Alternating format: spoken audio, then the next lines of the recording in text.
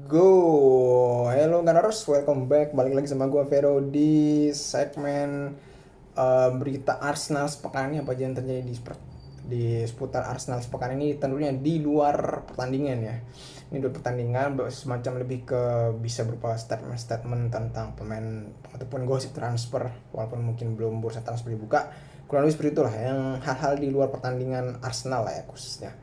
Ya, dimana gue pekan ini gue pengen meng-highlight ya atau berkomentar dan gue mengkomentari komentarnya si beberapa pandit luar sih, terutama tentang misalkan mulai dari apa ya, si William Gallas yang lagi-lagi mengkritik Havertz, sampai akhirnya pendapatnya Georgie soal Arsenal di sisa-sisa kontraknya di Arsenal berapa bulan lagi gitu. Oke, langsung kita bahas ya. Oke, pertama mulai dari yang sedih-sedih dulu dah. Mulai dari yang sedih-sedih dulu. Oke, sebelum kesana ada satu yang paling sedih menurut gue ya. Ini kalau kalian belum subscribe. Karena kalau kalian belum subscribe, kalau kalian belum kalau kalian belum subscribe. Ya, pertama gue mau pengen bahas dari Adebayor yang minta maaf kepada fans Arsenal di tahun 2009 tentang golnya ke Arsenal setelah akhirnya dia berseragam City ya. Itu bisa dibilang City di awal-awal ya kayak Newcastle yang sekarang lah, baru masuk beberapa pemain yang levelnya cukup bagus aja gitu, nggak yang banyak. Ya sebenarnya gue belum ngefans ke Arsenal di masa-masa itu sih, yang sekitar 2013 pokoknya zamannya Ozil gue mulai ngefans Arsenal tuh.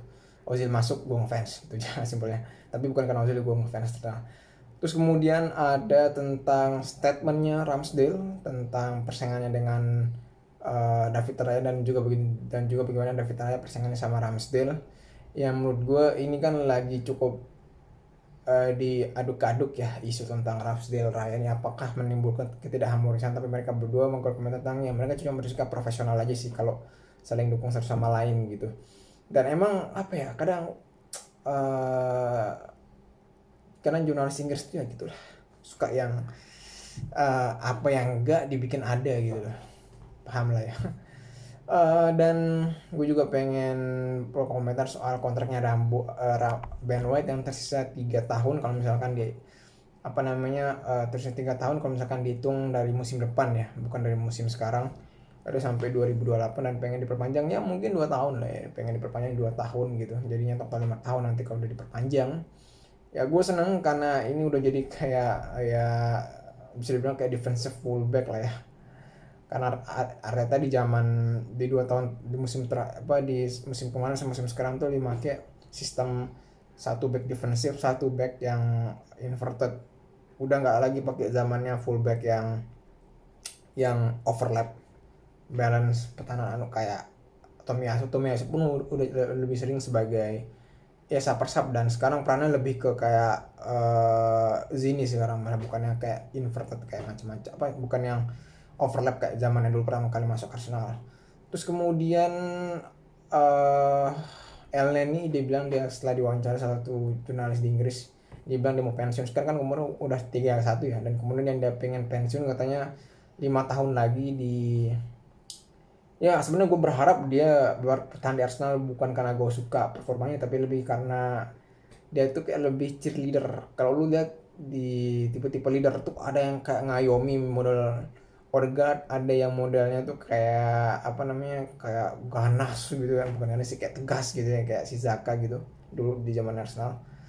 Dan juga ada yang tipe itu kayak cheerleader tuh kayak apa ya, gue nggak bisa bilang leader ya, tapi semacam perekat lah ya, perekat leader dari aspek dia kayak merekatkan, mencandai, kayak ngajak bercanda sama terus dideketin terus sama lainnya gitu lah, mulai kayak gitu gitu. Itu sih. Terus kemudian ini tentang lagi-lagi di awal kan gue mention Gallas ya, William Gallas itu pemain Arsenal kalau nggak salah, gue lupa zaman-zaman sebelum ya, zaman-zaman era Invisible sih pastinya, sebelum era Invisible lah. Dia berkomentar tentang dia Havertz adalah sebuah kesalahan.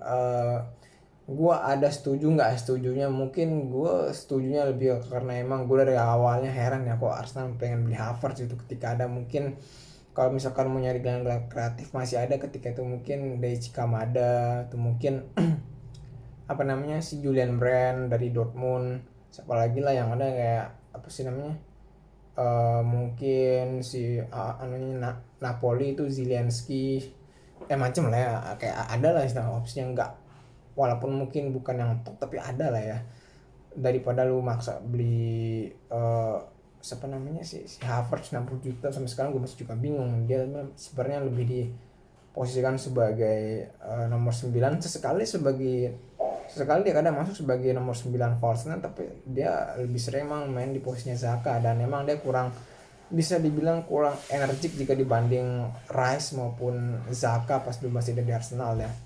Tapi let's see lah, setidaknya memang kita punya variasi permainan yang enggak setidaknya yang kreatif di tengah tuh bukan cuman si Odegaard lah, ada si Havertz, tapi emang Havertz belum mengeluarkan permainan terbaiknya sih. Oke, kemudian kita ini sisa satu menurutku yang gue cukup kaget ya, dimana Arteta mengaku dirinya sendiri bahwa dia itu sebenarnya adalah seorang pecundang terkait bagaimana dia tidak bagaimana dia tidak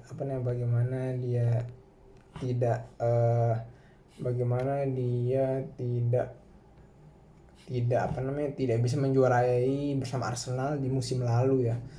Itu dia mengaku dirinya pecundang, dan di satu sisi gue respect, tapi di satu sisi juga gue punya tekanan lebih kepada dia sejak dia berkomentarnya bagaimana jika misalkan di 1-2 tahun kalau misalkan Arsenal stuck, ya mungkin alangkah baik jika Arsenal mempertimbangkan pelatih baru, entah siapa lah, mungkin PSV lah, pelatihnya PSV itu yang gimana. Kalau enggak ya ini to be stay with Arteta kayak main dilakukan dari Atletico. Dan for me kalau gue pribadi ya enggaknya ya gue fine lah selama Arteta bisa bersaing di peringkat 1-3 ya, dan jarak poin dengan peringkat 1 nggak terlalu jauh ya, mungkin 5-7 poin lah, sekitar gapnya sekitar ya 3-7 poin lah, nggak yang terlalu jauh banget gitu ya. I was happy lah sama Arteta kalau misalkan dari segi itunya ya, dari segi pencapaian poin tok ya, ini murni poin tok. Tapi emang gue masih banyak kritikan soal bagaimana dia in game manajemennya tuh kayak masih gue bilang kayak terkait masukin pemain line up orang dia ketika main lah, pokoknya ketika sering main gue agak sering error gitu. Dan syukurnya 2 laga terakhir tuh substitusinya berjalan bagus lah, itu yang gue senang sih. Dan semoga bisa dipertahankan, dia belajar gitu. Walaupun kita nggak bisa memungkiri emang substitusi itu kan suatu resiko, tapi setidaknya kan lu bisa ngeliat pola-pola dari sebelumnya, kalau masuk ini nggak bekerja, kalau masukin ini tuh bekerja gitu, lu bisa track lah kesarannya gitu kan. Oke, akhirnya kita masuk ke yang senang-senang. Dan ini sebelum masuk ke senang-senang, gue sangat senang sekali kalau kalian bisa subscribe dan untuk mendukung channel yang biar gue suka ngupload. Oke, kemudian gue pengen bahas tentang yang senang-senang. Sorry ya buat yang transfer nggak ada ya, karena emang lagi nggak ada rumor transfer sejauh ini. Oh ya, ada satu, gue baru ingat juga tentang Oli Watkins akhirnya diincar Arsenal. Itu menurut dari ya itu masih gosip sih, bukan yang kayak aneh. Pasti emang kita kan pasti gosip ya.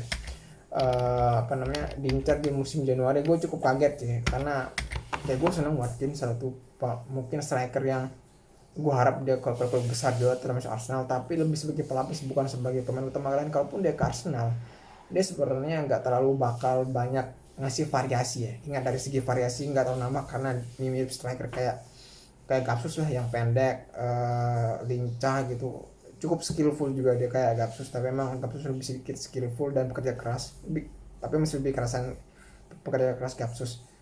Kalau disuruh milih antara Watkins atau apa sih namanya itu sebenarnya si yang diincar Ivan Toney, mungkin dari segi harga bakal gue lebih milih Watkins ya. Tapi kalau misalkan dari segi variasi, dari segi harga dan kualitas yang gak terlalu jauh dari Gapsus ya, mungkin gue bakal pilih Watkins. Tapi kalau dari segi variasi ya, gue bakal pilih ini sih Ivan Toney ya, buat sebagai striker yang kuat bola-bola atas, dan dia juga punya long ball ya, apalagi dia pekerja keras dari segi jemput bola sambil ngasih long ball yang cukup bagus. Itu buat gue bagus buat ngasih tapi kalau gue udah bilang ya, kalau gue pribadi tanya apa, gue nggak pilih kedua pasti. Gue bakal pilih yang kayak Sergio Guirassy atau Vlahovic yang lebih tinggi ya. Tapi kayaknya Vlahovic agak sulit karena dia nggak mau ke Arsenal. Tapi kayaknya Sergio Guirassy masih oke lah, masih oke, apalagi dia lagi on fire ya. Walaupun Kalau kalian gol-golnya Sergio Aguero itu ada potensi buat jadi pemain selevel Vlahovic lah, sedikit di bawah top, tapi masih bagus, tapi sedikit di bawah top lah. Terus kemudian balik lagi soal senang, yakni bagaimana Holding ketika di kertas baca sekarang berkomentar tentang bagaimana Arteta itu sejak dari belajar Arteta dia belajar banyak apa yang diketahui tentang sepak bola, ternyata banyak yang belum dia ketahui, baru ketika gabung Arteta baru dia tahu. Ini juga statement yang sama yang pernah disampaikan oleh siapa ya kalau nggak salah tuh Odegaard sama Rice sama satu yang lagi gue lupa, sama juga seperti itu. Berarti emang Arteta ini terbukti sebenarnya dia tuh kayak apa ya, taktiknya jitu ya, terutama soal plan A-nya ya, terutama gue ngomongnya plan A-nya itu bagus sih, dalam artian plan A-nya tuh dia cukup dalam lah taktiknya itu cukup lengkap ya. Cuman mungkin ketika plan B-nya agak sedikit kurang ya. Itu aja sih soal Arteta.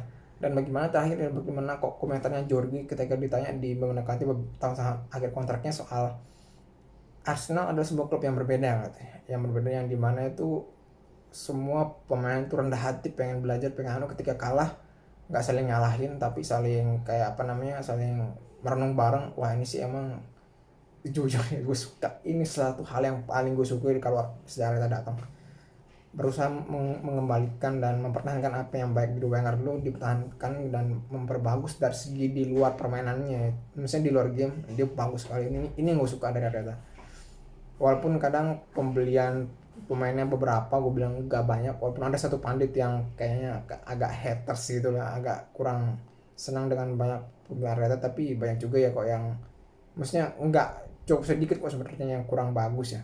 Yang selainnya lumayan bagus sesuai level budgetnya Arsenal sih, emang segitu udah bagus lah.